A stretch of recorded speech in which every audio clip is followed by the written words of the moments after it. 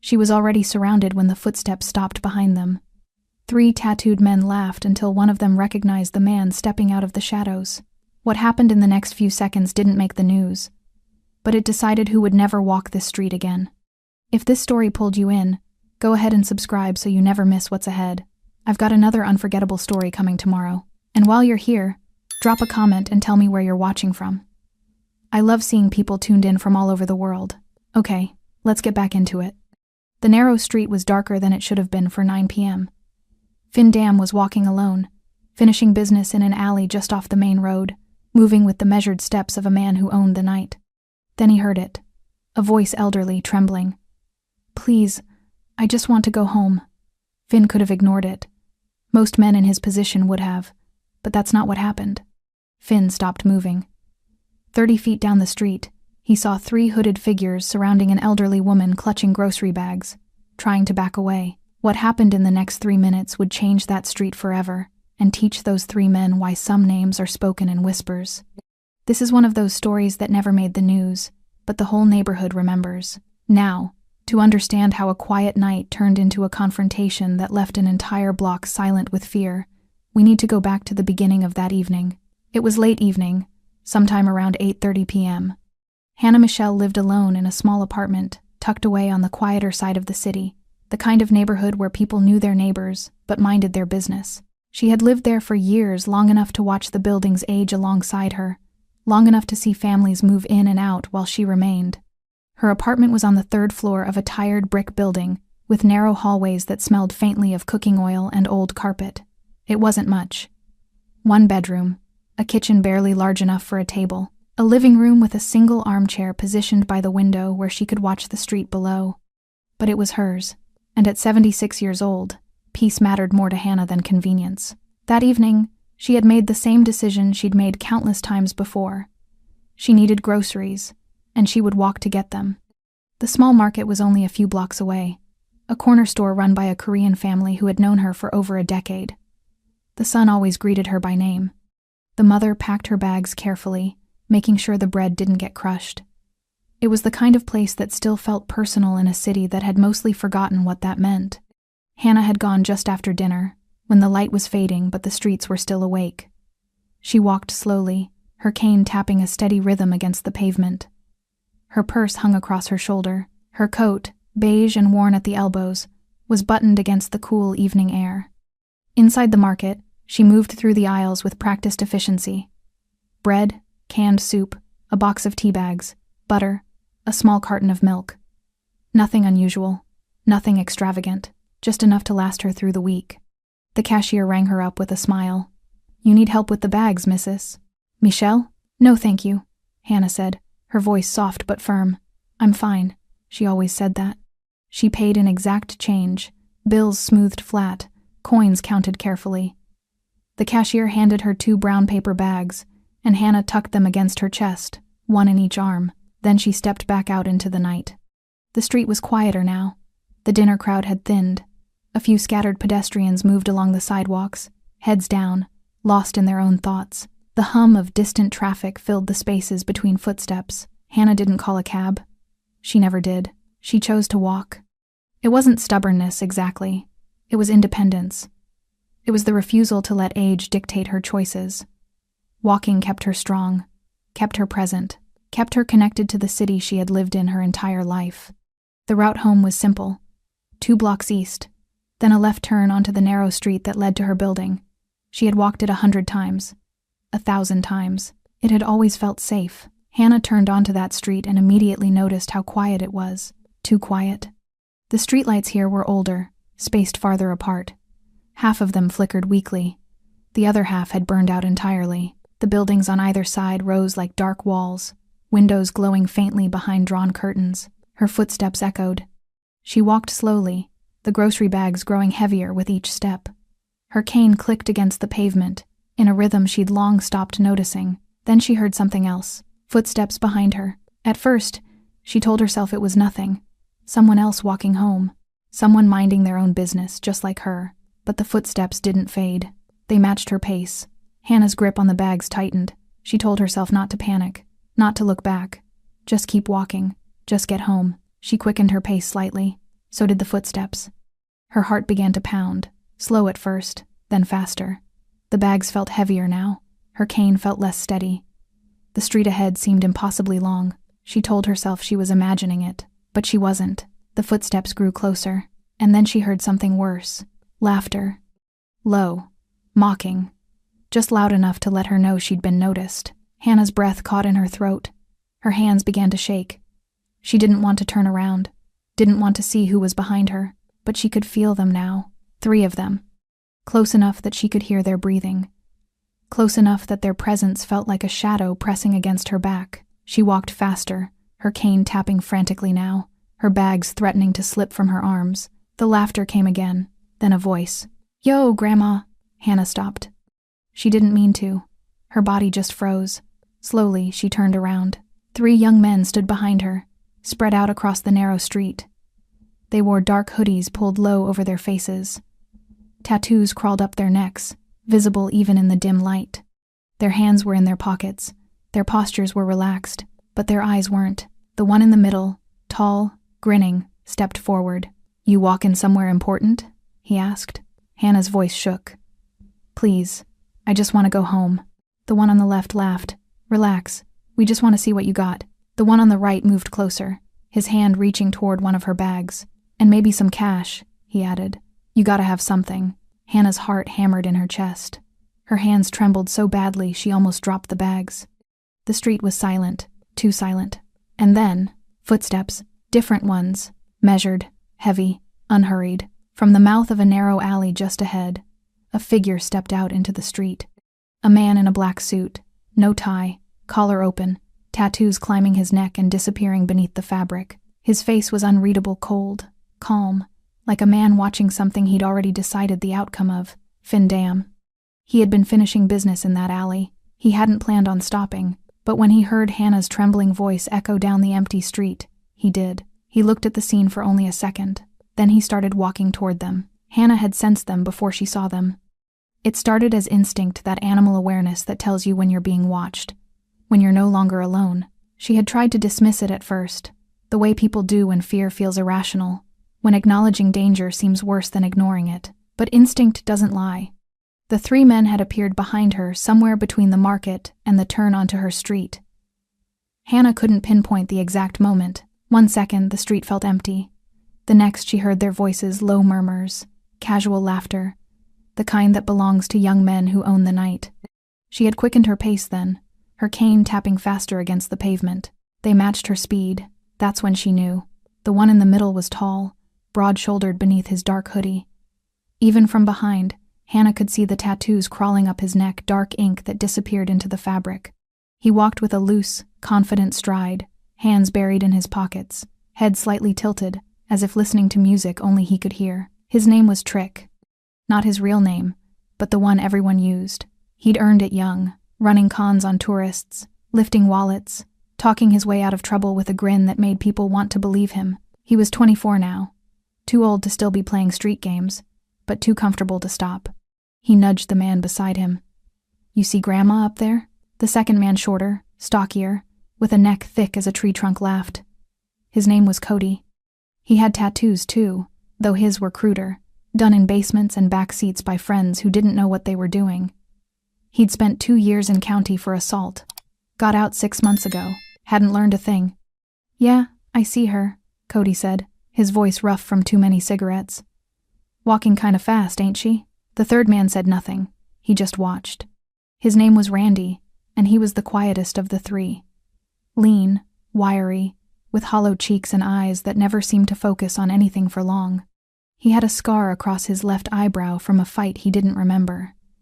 He moved like a shadow, always half a step behind, always watching, always waiting for someone else to make the first move. Randy didn't talk much, but when things got ugly, he was always there. Trick grinned. "Let's see what she's got." They weren't in a hurry.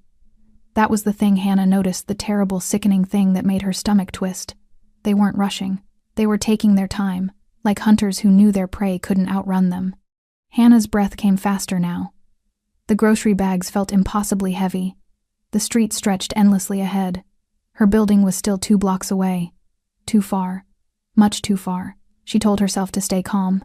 to keep walking, to not look back. But she could hear them now, their footsteps, their laughter, the scrape of shoes against pavement. "Yo, she's really moving now," Cody said, louder this time, loud enough for her to hear. Hannah's heart slammed against her ribs. Her hands shook so badly she almost dropped one of the bags. A can of soup shifted, pressing against the thin paper. "Don't run," she told herself. "Don't give them a reason." But her body didn't listen. Her pace quickened, her cane tapping frantically, her breath coming in short, panicked gasps. Behind her, the footsteps quickened too. They were playing with her now. She could hear it in their laughter, the cruel amusement of young men who had forgotten what it felt like to be afraid. "Hey, Grandma," Trick called out. "You training for a marathon or something?" Cody laughed. Randy said nothing. Hannah's vision blurred with tears she refused to let fall.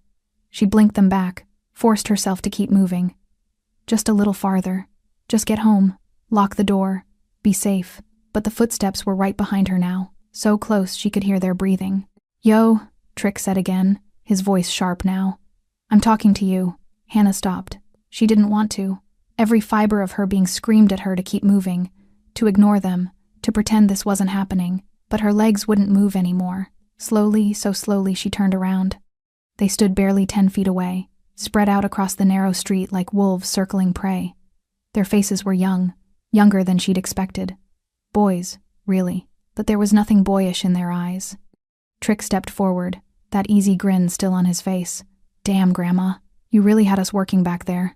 Hannah's voice came out as a whisper. "Please, I don't want any trouble." "Trouble?" Cody repeated, stepping to her left. "Who said anything about trouble? We just want to talk." Randy moved to her right, silent as a ghost. They were surrounding her now, practiced, efficient, like they'd done this before.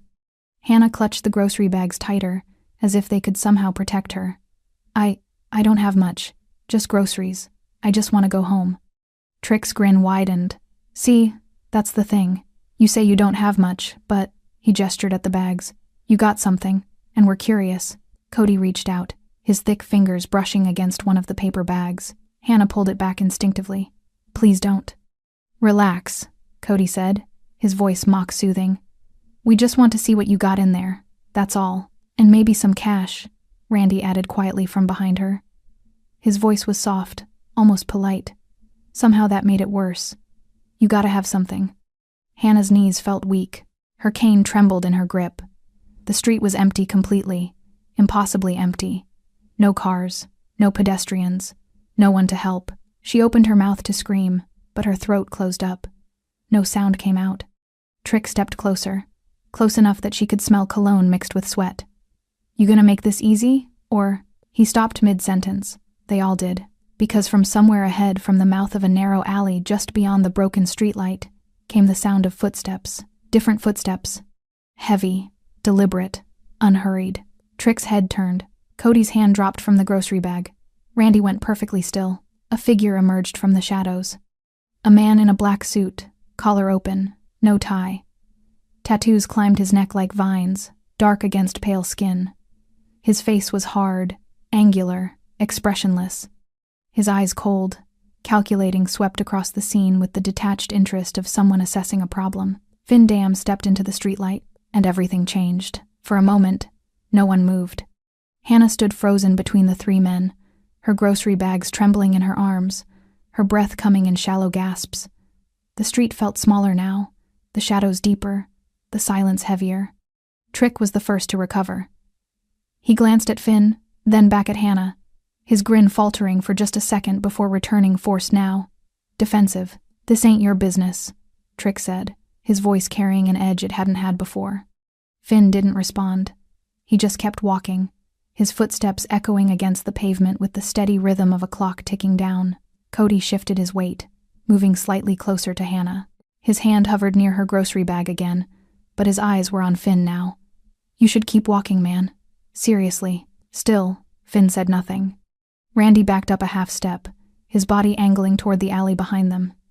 His eyes darted between Finn and his friends, calculating, waiting. Hannah could barely breathe. Her heart hammered so hard she thought it might burst through her chest. The three men were still around her. Trick in front, Cody to her left, Randy circling behind, but their attention had shifted. They were watching Finn now, trying to decide if he was a threat or just another witness who'd walk away. Trick stepped forward, blocking Hannah's path completely now. He spread his arms slightly, making himself bigger. "Look, we're just having a conversation here. Nothing to do with you." Finn stopped 10 feet away. He looked at Trick for a long moment, his expression completely unreadable. Then his eyes moved to Cody, then to Randy. Then, finally, to Hannah. Their eyes met. Hannah saw something in his face she hadn't expected recognition. Not of her specifically, but of the situation, of what was happening, of what these three men intended to do. And beneath that recognition, something colder, decision. Finn's gaze returned to Trick. When he spoke, his voice was quiet, almost conversational. "What the hell do you think you're doing?" The question hung in the air like smoke. Trick's grin disappeared entirely. "Man, I told you." "I heard what you said." Finn took another step forward. "I'm asking what you think you're doing surrounding an old woman on an empty street." Cody puffed out his chest, trying to match Finn's energy. "3 of us, 1 of you. Do the math." Randy said nothing, but he moved closer to Hannah from behind, close enough that she could feel his presence like a shadow pressing against her back. Hannah wanted to scream, wanted to run, but her legs wouldn't move. Her voice wouldn't come. She stood there, trapped between predators and a stranger whose intentions she couldn't read. Was he going to help her? Or was this about to get worse? Finn's eyes flicked to Randy, who froze mid-step. 3 of you, Finn repeated slowly, as if tasting the words. Then something shifted in his expression. Not anger exactly, but something far more dangerous. Amusement. "You think that matters?" Trick bristled. "The hell's that supposed to mean?" "It means," Finn said, his voice dropping lower, "you're making a mistake." Cody laughed sharp, nervous. "Yeah? What kind of mistake?" Finn didn't answer right away. He just looked at them, really looked at them, the way someone might examine insects under glass. Then he tilted his head slightly, and the ghost of a smile touched his lips. "You don't know who I am, do you?" The question landed like a stone in water.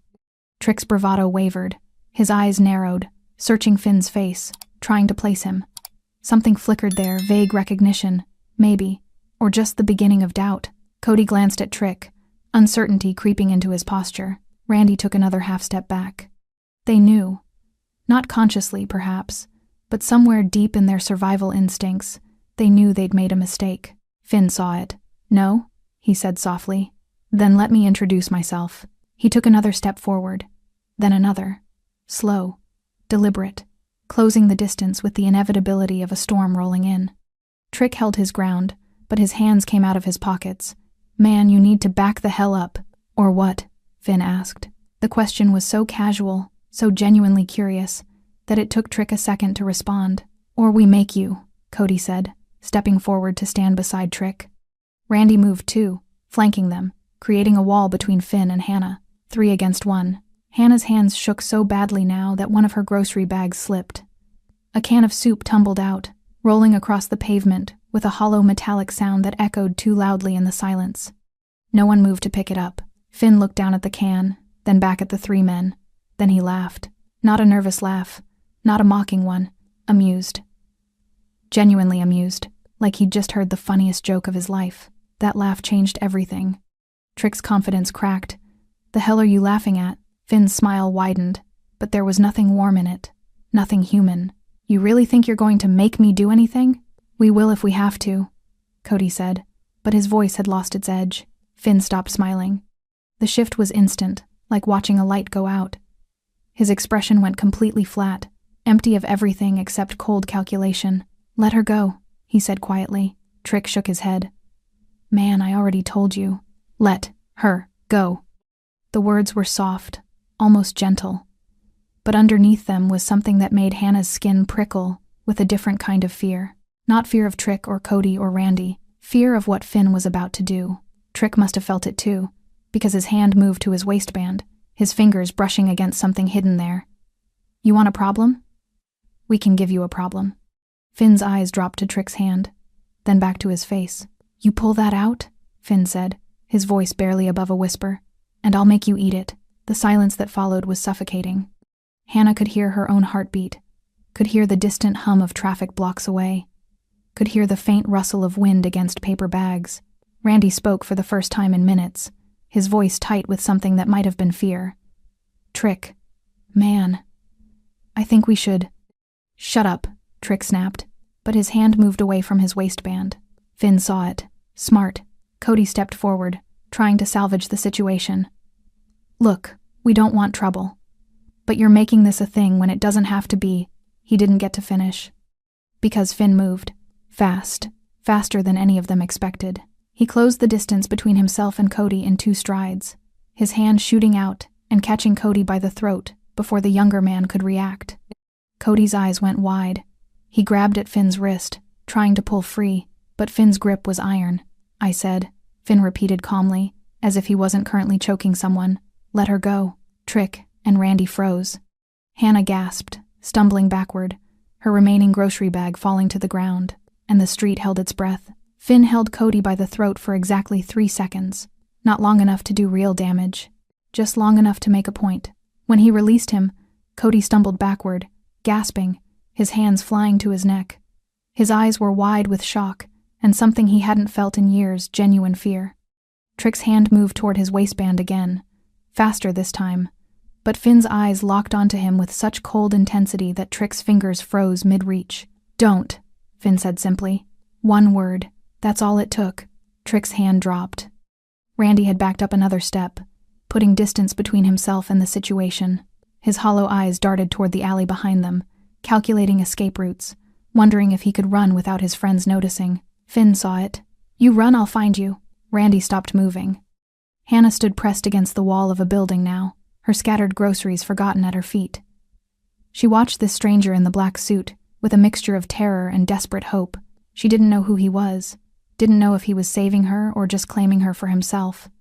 But something in his eyes when he'd looked at her earlier told her she wasn't his target. They were. Finn adjusted his collar slowly, deliberately, drawing their attention to the tattoos that climbed his neck and disappeared beneath the fabric of his shirt. The ink was dark, intricate, the kind of work that took years and told stories to anyone who knew how to read them. Cody recognized them first. His face went pale. Oh shit. Trick's eyes narrowed, studying the tattoos more carefully now. The symbols, the patterns, the marks that meant something in certain circles, to certain people. Recognition dawned slowly, then all at once. "Your trick started," but his voice cracked. Finn tilted his head slightly. "Go ahead, say it." Trick swallowed hard. His bravado was gone now, stripped away like old paint. "You're Finn Dam." The name settled over the street like a shroud. Randy actually flinched. Cody took another step back, his hand still rubbing his throat where Finn's fingers had been. Hannah didn't recognize the name. She'd lived in this neighborhood for decades but had always kept to herself, never getting involved in the darker currents that ran beneath the city's surface. But she recognized the fear in their eyes, and that told her everything she needed to know. Finn didn't confirm or deny. He just watched them, his expression unreadable, letting the silence stretch until it became unbearable. Trick tried to recover, tried to find some shred of dignity in the situation. "Look, man, we didn't know." "Didn't know what?" Finn interrupted. His voice was still quiet, still calm. Somehow that made it worse. "Didn't know you were cornering an elderly woman? Or didn't know you were doing it on my street?" "Your street?" Cody said, then immediately looked like he regretted it. Finn's eyes shifted to him. "My street." There was no room for argument in those words, no negotiation, just fact. Randy spoke up, his voice thin and desperate. "We're sorry, man. We'll leave. Right now. We'll just—" "You'll just what?" Finn asked. "Walk away? Go find someone else to terrorize on a different street? Is that the plan?" No one answered. Finn looked at each of them in turn. Trick with his hollow bravado, Cody with his bruised throat and wounded pride, Randy with his coward's eyes always searching for the exit. "You know what the problem is with people like you?" Finn said conversationally, as if they were discussing the weather. "You think strength is just about numbers. 3 against 1, 3 against an old woman. You think that's power." He took a step toward them. They all took a step back. "But power isn't about numbers," Finn continued. "It's about certainty. It's about knowing. Really knowing that when you make a move, you can follow through. Another step forward. Another step back. And right now," Finn said, his voice dropping to barely above a whisper, "I am certain about what happens next if you don't walk away." Trick's jaw clenched. He was trying to hold on to something pride, Reputation, the image he'd built of himself as someone who didn't back down. You can't just... Finn laughed again, that same dark, amused sound that had unsettled them before. Can't what? He asked. You're on my street, threatening someone under my protection, and you're telling me what I can't do? We didn't know she was, Cody started. She wasn't, Finn interrupted, until you touched her. Now she is. The declaration hung in the air like a brand. Hannah's breath caught. She hadn't asked for protection, hadn't asked for any of this.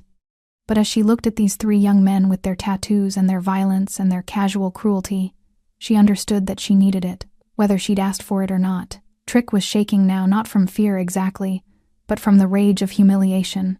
So what? We're supposed to just apologize and leave? No, Finn said calmly.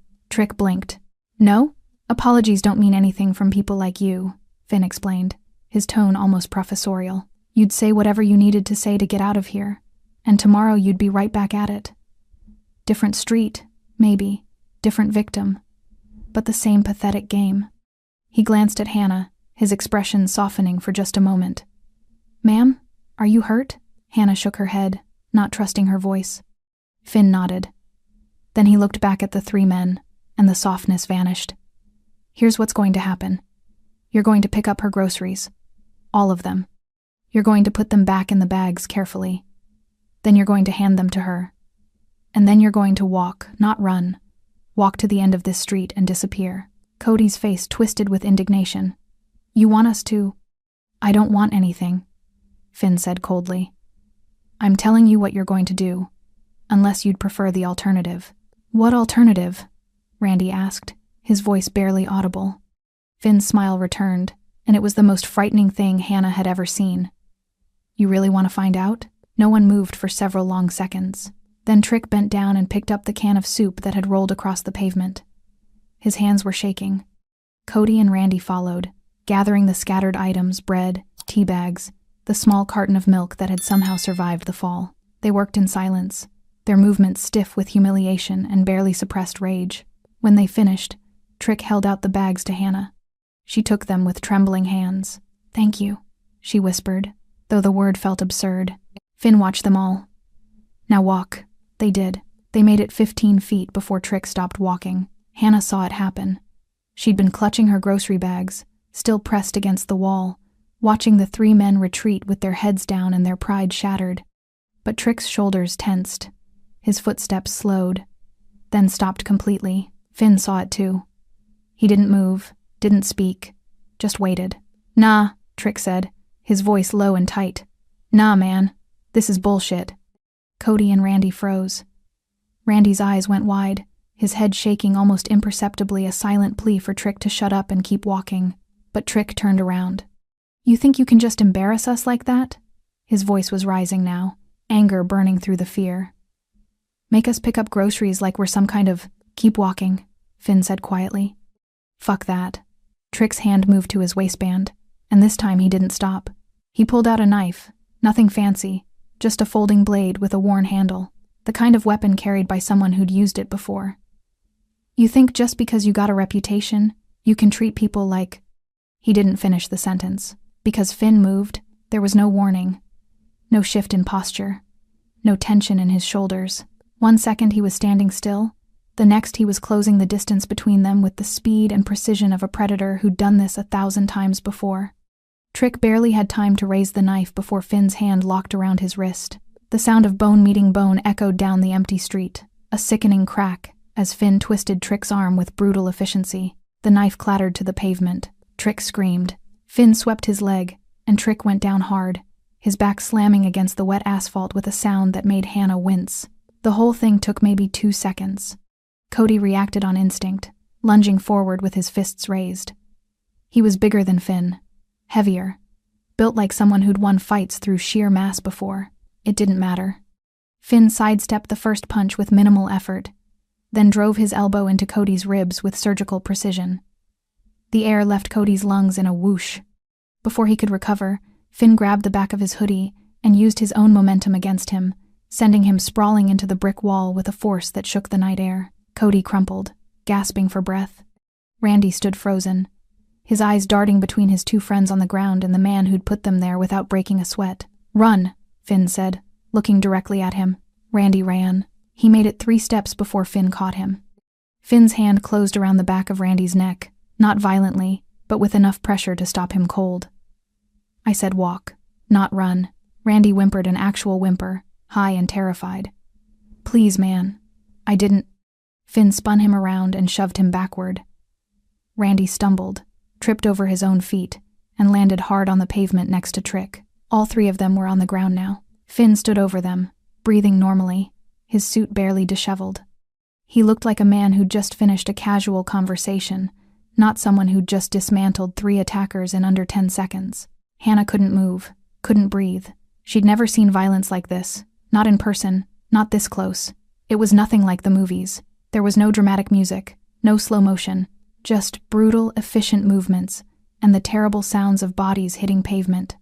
And the silence that followed. Trick rolled onto his side, cradling his wrist. His face was twisted in pain and rage, and something that might have been tears. You broke my fucking arm. No, Finn said calmly.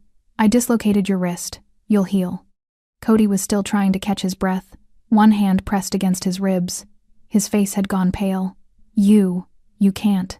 I can, Finn interrupted. And I just did. Randy lay flat on his back, staring up at the night sky, not moving. Maybe he was hoping if he stayed still enough, Finn would forget he existed. Finn crouched down, bringing himself eye level with Trick. I gave you a chance to walk away. You chose this. You humiliated us, Trick spat, though his voice shook. What did you expect? I expected you to be smart enough to value your life over your pride, Finn said. I was wrong. He stood up, looking down at all 3 of them. His expression hadn't changed, still cold, still unreadable. But there was something in his eyes now. Something that made Hannah's stomach twist. Certainty. You ever come near this street again? Finn said, his voice carrying the weight of absolute truth. You won't leave it walking. The words weren't a threat. They were a promise. Trick tried to sit up, failed, fell back with a groan. Man, who the hell do you think you... Finn's foot came down next to Trick's head, close enough to make him flinch. I think I'm the man who owns this street. I think I'm the man who just put 3 of you on your backs without breaking a sweat. And I think I'm the man who's giving you one chance to crawl away and never come back. He lifted his foot, stepped back. Get up. They didn't move at first. Then, slowly, painfully, they began to pull themselves off the ground. Trick clutched his wrist, whimpering. Cody leaned against the wall, still struggling to breathe. Randy was the first on his feet, his legs shaking so badly he could barely stand. Walk, Finn said again. This time, they did. They limped down the street, supporting each other, their tough guy swagger completely gone. Trick looked back once, his eyes burning with humiliation and rage. Finn met his gaze and smiled. Trick looked away and kept walking. Hannah watched them disappear around the corner, their footsteps fading into the night. Then, finally, the silence returned deeper now, heavier. Finn turned to her, and his expression shifted. The coldness melted away, replaced by something gentler. Concern, maybe. Or just exhaustion. Are you all right? He asked. Hannah nodded, though her hands were still shaking so badly she could barely hold the grocery bags. One of them had torn during the chaos. Items poked through the ripped paper bread, tea, the small carton of milk. Finn saw it. Without asking, he bent down and retrieved a plastic bag that had blown against the wall. He carefully transferred her groceries into it, making sure nothing was damaged. You live far? He asked. 2 blocks, Hannah whispered. Her voice sounded strange to her own ears, distant, disconnected. I'll walk you. It wasn't a question. Hannah wanted to protest, wanted to say she could manage on her own. But the truth was, she couldn't. Her legs felt like water. Her heart was still hammering. The adrenaline was starting to fade, leaving behind a trembling exhaustion. Thank you, she said quietly. Finn picked up the remaining bag and started walking. Hannah followed, her cane tapping softly against the pavement. Neither of them spoke. The street remained silent, too silent, like it was holding its breath, waiting to see what came next. Finn walked Hannah to her building without speaking. The silence between them wasn't uncomfortable, it was necessary. She needed time to process what had just happened, and he wasn't the type to fill quiet spaces with meaningless words. Her building was exactly what he'd expected. Old brick, narrow entrance, the kind of place where elderly people lived out their final years in small apartments that smelled like tea and memory. The front door stuck when she pushed it. Finn reached past her and pulled it open with a firm tug. "Third floor," Hannah said, her voice still shaky. "I'll carry these up," Finn replied, nodding at the grocery bags. She wanted to refuse, wanted to reclaim some sense of independence after feeling so helpless, but her legs were trembling too much. She simply nodded and led the way up the narrow staircase, her cane clicking against each step. The hallway on the third floor was dimly lit, wallpaper peeling at the corners. Hannah stopped at apartment 3C and fumbled with her keys. Her hands were still shaking. Finn waited patiently. When she finally got the door open, she turned to him, taking the bags carefully. I don't know how to thank you." "You don't need to," Finn said. "But you saved." "I did what anyone should have done." His voice was firm but not unkind. "Get some rest. Lock your door. You're safe now." Hannah's eyes filled with tears she'd been holding back since the moment those 3 men had surrounded her. Will they come back?" Finn's expression hardened slightly. "No, they won't." The certainty in his voice should have comforted her. Instead, it reminded her of the violence she'd just witnessed, the ease with which he'd dismantled 3 younger men, the cold precision in every movement. "Who are you?" she asked quietly. Finn smiled, but it didn't reach his eyes. "Just someone who lives in the neighborhood. Good night, Mrs. Michelle," she said. "Hannah Michelle." "Good night, Mrs. Michelle." He turned and walked back down the hallway before she could say anything else. Hannah stood in her doorway, watching him disappear down the stairs. Then she went inside, locked the door, and for the first time in years, she pushed her small armchair against it, just in case. Finn emerged from Hannah's building and stood on the empty street for a moment, his eyes scanning the darkness. The neighborhood was quiet, too quiet now, as if the violence from earlier had scared even the ambient noise into hiding. He pulled out his phone and made a call. "Yeah?" a gruff voice answered. "It's me," Finn said. "I need eyes on a street. The one off Patterson, near the old market." "What happened?" 3 idiots tried to rob an old woman. I handled it, but they might come back with friends." There was a pause. "You want me to send people?" "Just watchers. I don't think they're stupid enough to try again, but..." Finn trailed off, thinking about Trick's eyes when he'd looked back. That rage, that humiliation. Keep an eye out anyway. "Done." Finn hung up and started walking. Not toward home, but back to the alley where this had all started. His actual business for the evening, a meeting with a supplier who owed him money, had been interrupted, but that could wait until tomorrow. Some things were more important than money. 2 miles across the city, in a cramped apartment that smelled like stale beer and cigarette smoke, Trick sat on a sagging couch with his wrist wrapped in a torn t-shirt. "It's not broken," Randy said nervously, hovering nearby. "I think it's just..." "I know what it is," Trick snapped. His wrist throbbed with a deep, nauseating pain that made it hard to think straight. But it was nothing compared to the rage burning in his chest. Cody leaned against the wall, still holding his ribs. Each breath hurt, sharp and stabbing. "We should go to the hospital." "And say what?" Trick shot back. "That Finn Dam kicked our asses? That we tried to rob some old lady and got what we deserved?" "We didn't even rob her," Randy muttered. "We were just..." "Shut up," Trick and Cody said in unison. Randy shut up. Silence filled the apartment, broken only by the drip of a leaking faucet in the kitchen and the distant wail of sirens. Trick stared at the far wall, replaying the fight in his mind. No, not a fight. Fights were what happened between equals. What happened tonight was an execution. Clean, efficient, humiliating. "We can't just let this go," Trick said finally. Cody looked at him like he'd lost his mind. "Are you serious?" "That was Finn Dam. You know who he is, right? What he does?" "I know," Trick said through gritted teeth. "Then you know we need to drop this," Cody insisted. "We walk away. We find a different street. We forget this ever happened." "Forget?"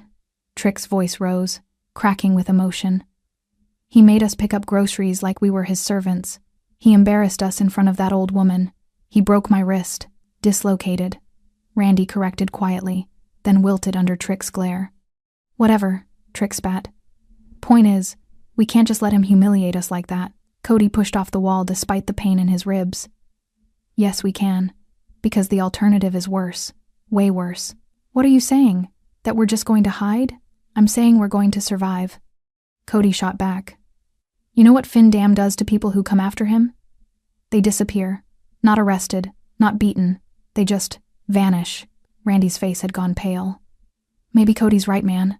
Maybe we should what? Trick stood up, cradling his injured wrist. Spend the rest of our lives afraid to walk down the wrong street? Afraid some guy in a suit is going to show up and put us on our asses again? Yes, Cody yelled. That's exactly what we should do, because at least we'll be alive. Trick shook his head slowly. You don't get it. This isn't about him anymore. It's about us, about respect.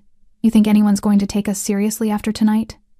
Word gets out that Finn Dam made us his bitches. We're done. Finished. Word's not going to get out, Randy said hopefully. Nobody saw. He saw, Trick interrupted, pointing vaguely in the direction of the street. And he'll talk. He'll tell his people what happened, and they'll tell other people. And by next week everyone will know. Cody's jaw tightened. So what do you want to do? March back there and get killed? No, Trick said slowly. A dark smile crossed his face. I want to be smart about it. Randy's stomach dropped. Trick, don't. We can't take him in a straight fight, Trick continued, his mind already working through possibilities. But nobody's untouchable. Even Finn Dam has blind spots. This is a mistake, Cody said quietly. Maybe, Trick agreed, but I'd rather make a mistake than live like a coward. The apartment fell silent again. Outside, the city continued its nightly rhythm, cars passing, voices echoing, life moving forward. But inside that cramped apartment, 3 young men sat in the darkness, nursing their wounds and their pride, and planning something that would haunt them far more than a dislocated wrist ever could. 3 days passed. Hannah Michelle returned to her routine small trips to the market, walks around her neighborhood, tea by the window. But something had changed. She moved differently now, her eyes scanning every shadow, her pace quickening when footsteps echoed behind her. She didn't walk down that street anymore. Finn went about his business as usual. Meetings in back rooms, conversations that ended with handshakes or threats, the daily maintenance of an empire built on fear and loyalty. He didn't think much about the 3 men he'd put on the ground. He should have. The plan took shape slowly, pieced together over cheap beer and cheaper cigarettes in Trick's apartment. We need to know his patterns, Trick said, leaning over a notebook with street names scrawled across the pages. His wrist was still wrapped, still throbbing, but he could use it now. Where he goes, when he's alone. Cody sat across from him, still holding his ribs when he breathed too deeply. You're talking about surveillance, about following Finn Dam. You understand how insane that is? You got a better idea? Cody didn't. Randy paced near the window, nervous energy radiating from every movement. What if he catches us watching him? He won't, Trick said with more confidence than he felt. We stay distant. We're careful. We watch from places he doesn't expect. He's got people, Cody pointed out. Eyes everywhere. That's what they say. They say a lot of things, Trick replied. Half of it's probably bullshit. Reputation, fear, mind games. But even as he said it, he remembered the cold certainty in Finn's eyes, the brutal efficiency of his movements. That hadn't been reputation. That had been real. We do this smart, Trick continued, trying to convince himself as much as them. We find a blind spot, wait for the right moment. Then we what? Randy interrupted, his voice sharp with panic. Kill him? You want to kill Finn Dam? The question hung in the air like poison gas. Trick didn't answer right away. He stared at the notebook, at the street names, at the crude map of a neighborhood that belonged to someone else. I want payback, he said finally. However that looks. Cody and Randy exchanged glances. Neither spoke. Outside, the city hummed with life. Inside that apartment, 3 men convinced themselves they were brave enough to hunt a predator. They started watching the next day. Randy took the first shift, posted up in a coffee shop across from a building Finn was rumored to own. He nursed a single cup of black coffee for 3 hours, watching the entrance with hollow, nervous eyes. Finn never showed. Cody tried the following afternoon, standing on a street corner pretending to scroll through his phone while watching a restaurant where Finn supposedly had lunch meetings. Nothing. Trick took evenings, lingering in shadows near the alley where this had all started, hoping Finn would return to the scene. He didn't. After 4 days of watching nothing happen, they regrouped. Maybe he's not even in the city, Randy suggested, desperate for any excuse to stop this madness. He's here, Trick insisted. We're just looking in the wrong places. Or he knows we're looking, Cody said quietly. The words landed like a stone. "No," Trick said, but uncertainty crept into his voice.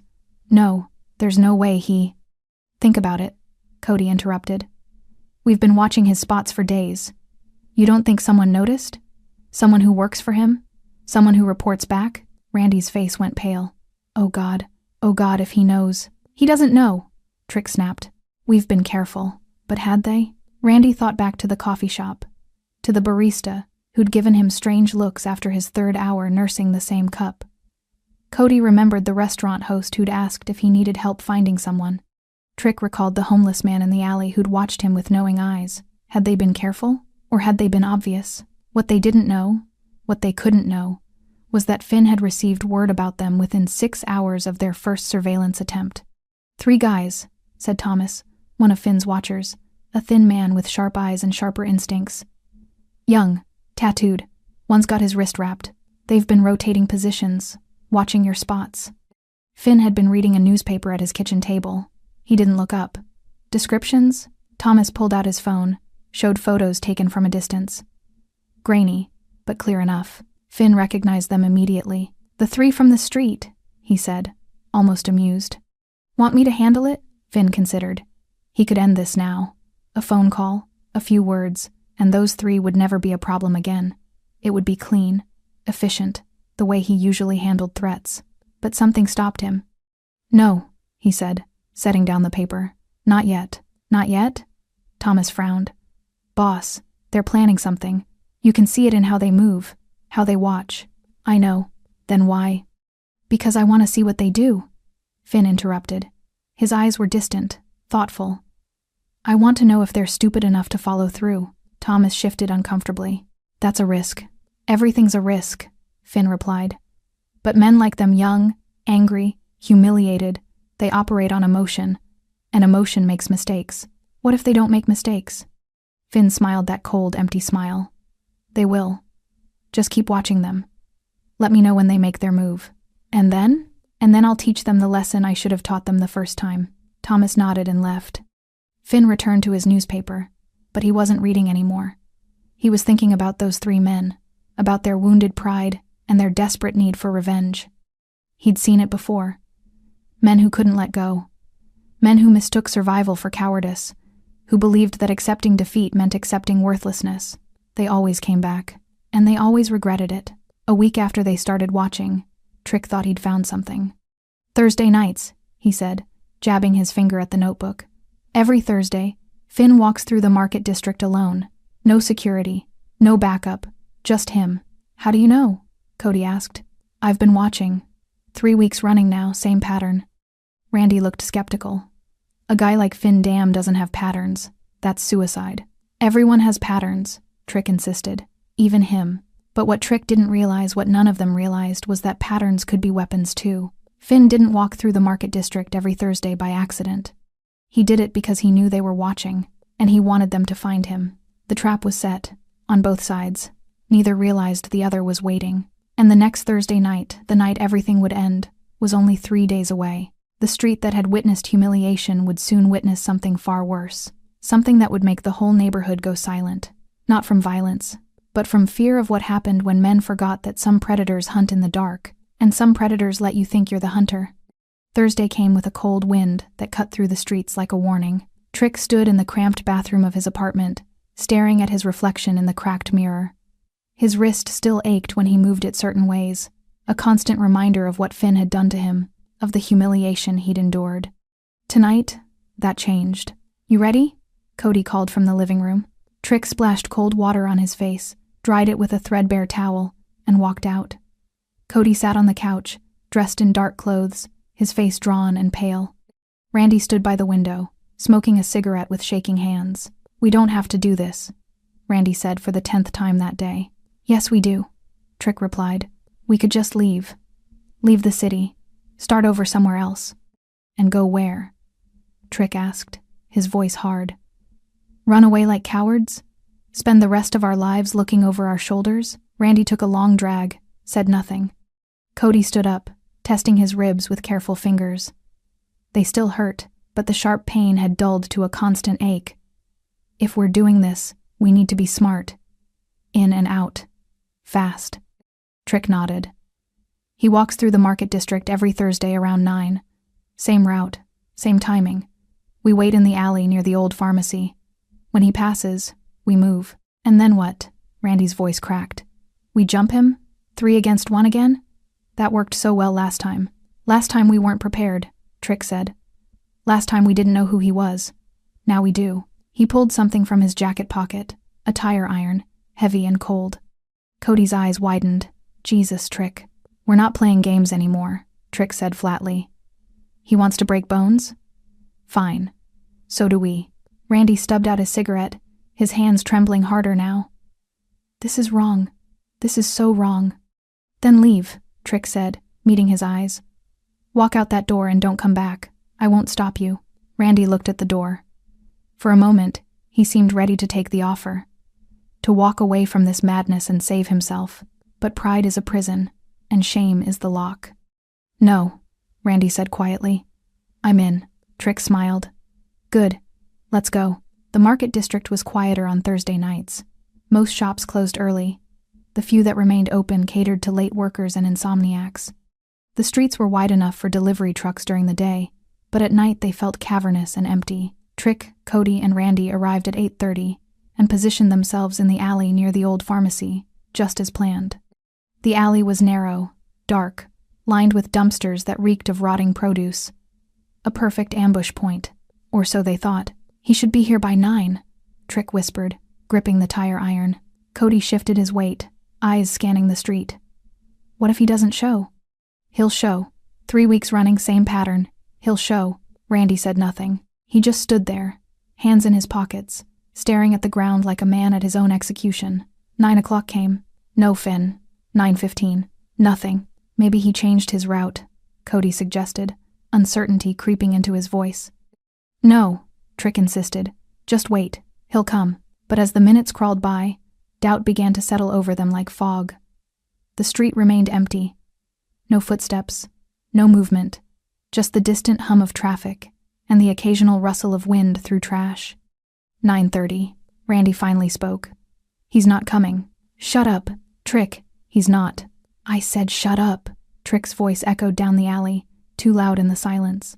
That's when they heard it. Footsteps, not from the street they'd been watching. From behind them.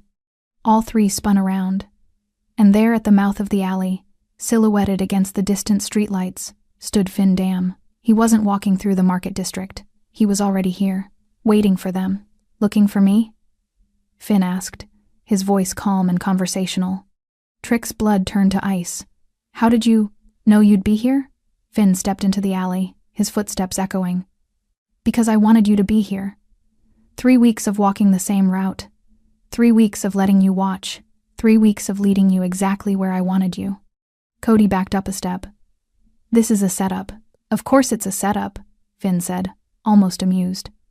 Did you really think a man in my position doesn't know when he's being followed? That I wouldn't hear about 3 idiots asking questions, watching my buildings, studying my patterns? Randy's face had gone ghostly white. Oh God, we need to run? Finn finished. You can try, but you won't make it far. Trick raised the tire iron, his hand shaking. Stay back. I swear to God I'll... Finn laughed. That same dark, terrifying laugh from before. You'll what? Hit me? Fight me? You couldn't beat me when it was random. You think you can beat me when I'm ready? But Trick was beyond reason now, beyond fear. He'd spent weeks nursing his wounded pride, plotting his revenge, convincing himself that this time would be different. He charged. The tire iron swung in a wide arc, aimed at Finn's head. Finn moved like smoke. He sidestepped the swing, caught Trick's extended arm, and twisted. Trick screamed as his already injured wrist bent at an unnatural angle. The tire iron clattered to the ground. Finn shoved him backward into the dumpster with enough force to dent the metal. Cody rushed forward, desperate to help, to do something. Finn's elbow caught him in the solar plexus. Cody folded like paper, gasping for air that wouldn't come. Randy didn't move. He just stood there, frozen, tears streaming down his face. Finn looked at him. Smart choice. Then he turned his attention back to Trick, who was trying to pull himself up from the ground, his breath coming in ragged sobs. I gave you a chance, Finn said, standing over him. I could have ended this the first night, but I wanted to see if you'd be smart enough to walk away." "Fuck you," Trick spat, blood on his lips. Finn crouched down, bringing himself eye level. "You want to know the difference between men like you and men like me? It's not strength. It's not numbers. It's understanding consequences." He stood up, looked at all three of them. Trick bleeding against the dumpster, Cody gasping on the ground, Randy crying silently in the shadows. "What you did tonight, following me, planning an ambush, bringing a weapon, that's not revenge. That's suicide." The alley fell silent, except for their labored breathing. "Here's what happens next," Finn continued, his voice cold and final. "You're going to disappear. Not from the city, I don't care about that, but from my sight, my streets, my world. You don't walk where I walk. You don't breathe where I breathe. You become invisible." He paused, letting the words sink in. "Because if I see you again, any of you, you won't get a beating, you won't get a warning, you'll just be gone. And nobody will ask questions. Nobody will look for you. You'll just be 3 more names that people used to know." Trick tried to speak, but no words came. "Do you understand?" Finn asked. Slowly, painfully, all 3 nodded. "Good." Finn turned and walked out of the alley, his footsteps fading into the night. Behind him, 3 broken men remained in the darkness, learning the lesson he should have taught them the first time. Some streets remember who protects them, and some names are enough to keep the whole night quiet. Morning came gray and cold. Hannah Michelle woke early, as she always did, and made her tea by the window. Steam rose from the cup in delicate spirals as she looked down at the street below. A few early commuters hurried past. A delivery truck rumbled by. The world continued its routine, but something felt different. She couldn't explain it, just a change in the air, like the moment before a storm when everything goes still. Hannah sipped her tea and watched. Across the city, in that cramped apartment that smelled like stale beer and fear, Trick sat on the couch with his head in his hands. His wrist was wrapped again, tighter this time. The pain had returned worse than before, a deep throb that radiated up his arm with every heartbeat. Cody lay on the floor, staring at the ceiling, one hand pressed against his ribs. He hadn't spoken since they'd crawled out of that alley last night. Randy sat by the window, smoking cigarette after cigarette, his hollow eyes fixed on nothing. None of them had slept. "We should go to the hospital," Cody said finally, his voice barely a whisper. "No," Trick replied without looking up. "Your wrist is—" I said no. Silence filled the room again, heavy and suffocating. Randy stubbed out his cigarette and immediately lit another. His hands still shook. They hadn't stopped shaking since Finn had walked out of that alley. "We need to leave. Today. Pack what we can and just go." This time Trick didn't argue. "Where?" Cody asked. "Anywhere," Randy said desperately. "My cousin's got a place upstate. We could crash there for a while, figure things out." Trick finally looked up. His eyes were red-rimmed, haunted. "Yeah, okay. Okay?" Cody sat up despite the pain. "Just like that?" "Just like that," Trick confirmed. "We leave. We don't come back. We forget this city exists." "What about our stuff? Our friends?" "What friends?" Trick asked bitterly. "You think anyone's going to want to be associated with us after last night?" Words probably already out. 3 idiots tried to ambush Finn Dam. 3 idiots got put down like dogs. Randy flinched at the words, but didn't disagree. "We pack light," Trick continued. "Take what matters. Leave the rest. We're on the road by noon." Cody nodded slowly. Randy just smoked. They moved through the apartment like ghosts, gathering clothes, money, whatever pieces of their lives they could fit into backpacks. Everything else, furniture, memories, the people they used to be, they left behind. By 11:30, they were ready. By noon, they were gone. The neighborhood noticed, though not immediately. It started with small absences. The coffee shop barista, who'd grown used to seeing Randy nurse a single cup for hours, noticed he didn't show up. The corner store owner, who'd sold Trick cigarettes for years, wondered why he hadn't come in. By the weekend, people began to talk. "You seen those 3 guys?" someone asked at the market. "The ones with the tattoos? Haven't seen them in days." "Me neither. Weird." But it wasn't weird. Not really. People disappeared from the neighborhood all the time, moved away, got arrested, died. The city swallowed them up and moved on. Still, there was something different about this particular absence, something that made people uncomfortable without quite knowing why. Hannah noticed it too. She'd returned to walking her usual route, the one that passed by the alley where Finn had first intervened.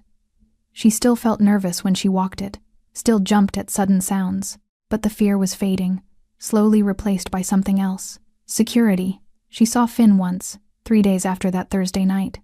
He was walking on the opposite side of the street, dressed in his usual black suit, hands in his pockets. Their eyes met for a brief moment. He nodded. She nodded back. Then he continued walking, and she did too.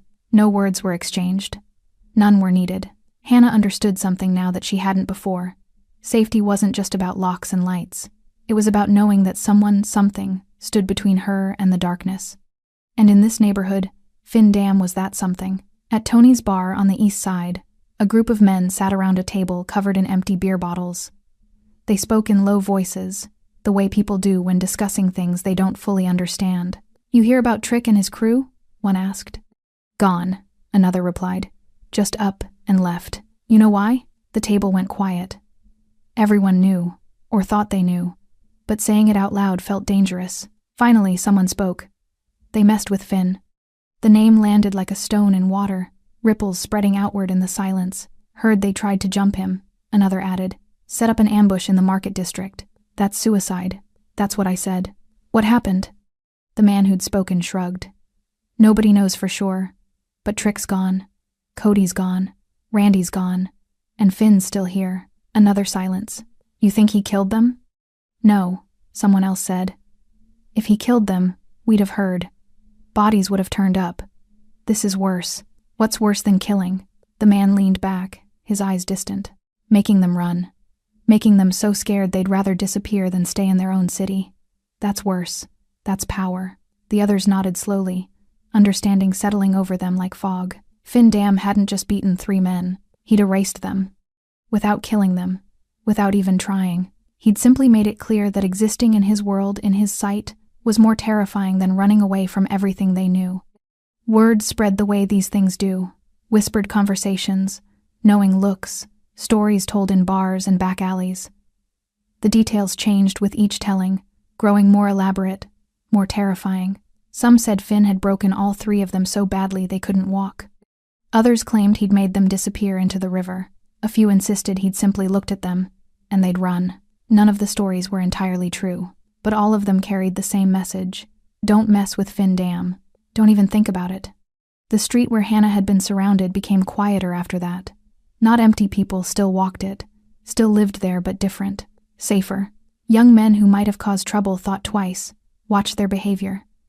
Crossed to the other side when they saw elderly people walking alone. Not out of kindness, out of fear, because they all knew now what happened to people who forgot whose streets these were, and whose protection mattered more than their pride. 2 weeks after that Thursday night, Hannah Michelle walked to the market in the late afternoon. The sun was setting, painting the buildings in shades of amber and gold. The air had turned warmer, carrying the first hints of spring. She walked slowly, her cane tapping its familiar rhythm against the pavement, her grocery bag swinging gently at her sides. She felt different now. Lighter, somehow. The constant fear that had followed her since that first night had faded, replaced by something quieter. Not quite confidence, but close. The knowledge that she could walk these streets and return home safely.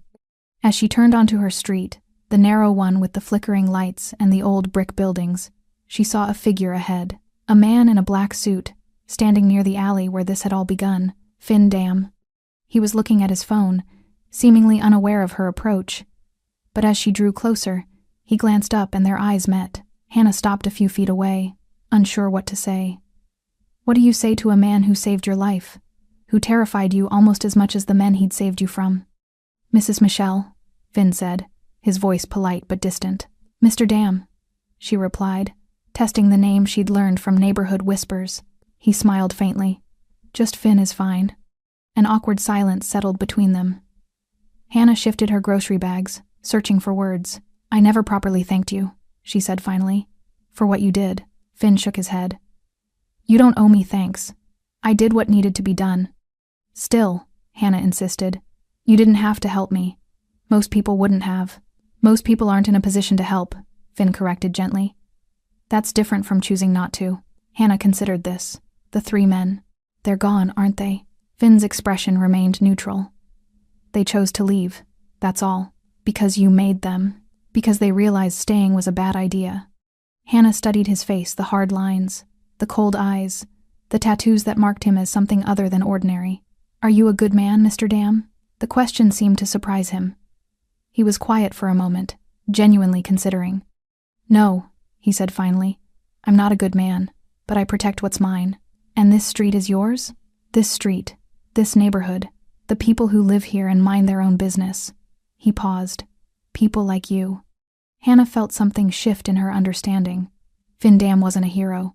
He wasn't some guardian angel watching over the innocent. He was something more complicated, a predator who marked territory and protected it not out of kindness, but out of ownership. And yet, the result was the same. She was safe. "Well," Hannah said softly, "thank you anyway, for protecting what's yours." Finn nodded once. "You have a good evening, Mrs. Michelle." He turned and walked away, disappearing into the shadows of the alley as smoothly as he'd emerged from them 2 weeks ago. Hannah stood there for a moment, watching the space where he'd been. Then she continued walking, her bags lighter than they'd felt in years. The weeks that followed settled into routine. Hannah walked her streets without fear. The market, the pharmacy, the small park where she sometimes fed pigeons on sunny afternoons. Life returned to normal, or as normal as it had ever been. But the neighborhood had changed in subtle ways. People were more careful now, more aware. They looked out for each other in ways they hadn't before. Not out of community spirit exactly, but out of the shared understanding that this place was watched, protected, that certain behaviors would be noticed and dealt with. The elderly walked without harassment, the weak walked without being preyed upon, and the predators, the ones who remained, learned to hunt elsewhere. Finn continued his work, whatever that work was. Hannah saw him occasionally, always at a distance. He'd nod. She'd nod back. Neither spoke, but there was an understanding between them now. An unspoken acknowledgement of what had happened and what it meant. She was under his protection, and he was true to his word. One evening, about a month after everything had happened, Hannah sat by her window with her tea, watching the street below as the sun set. A young woman walked past, alone, carrying shopping bags. She looked nervous, her eyes darting to the shadows. Hannah understood that fear, had lived with it for years. But as she watched, she saw the woman's shoulders relax slightly as she continued down the street unmolested. No one followed her. No one called out. She simply walked home safely, the way everyone should be able to. Hannah smiled into her tea. The street had changed, not because it had become kind or gentle or safe in any absolute sense, but because someone had claimed it, had drawn a line, and made it clear what happened to those who crossed it. Some might call that tyranny. Hannah called it protection. And in a city that could be cruel and indifferent, protection mattered more than philosophy.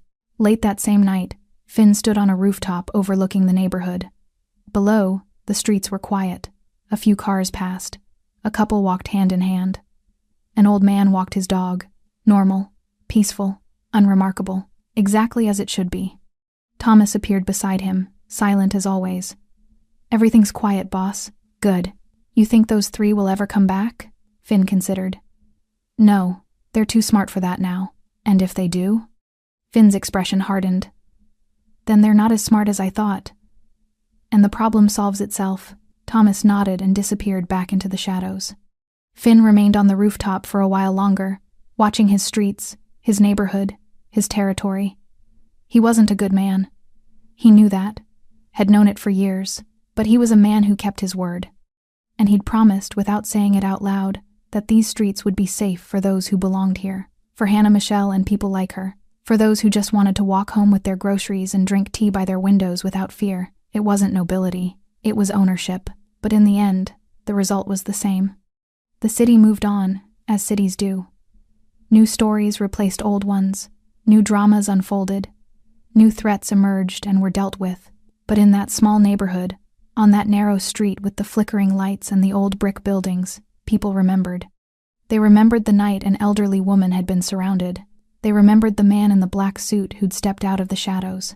And they remembered what happened to those who forgot that some streets belonged to someone, that some names carried weight enough to make violence unnecessary. That silence, true silence, born of respect and fear, was more powerful than any shout. Hannah Michelle lived another 5 years in that apartment.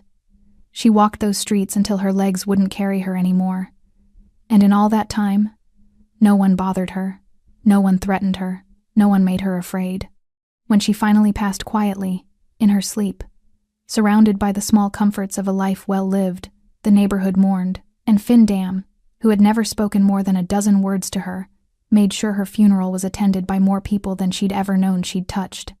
Because some debts can't be repaid, but they can be remembered. And on that narrow street, with its flickering lights and its long memory, they remembered everything. The night 3 men learned fear. The night an old woman learned she was protected. The night the whole street went silent, and stayed that way. Thanks for sticking with this story until the very end. You're the reason these stories feel alive. If you're ready for another powerful journey, just tap the next video on your screen. And before you go, leave a quick comment and rate this story from 1 to 10. I'm excited to read your thoughts and connect with you in the comments.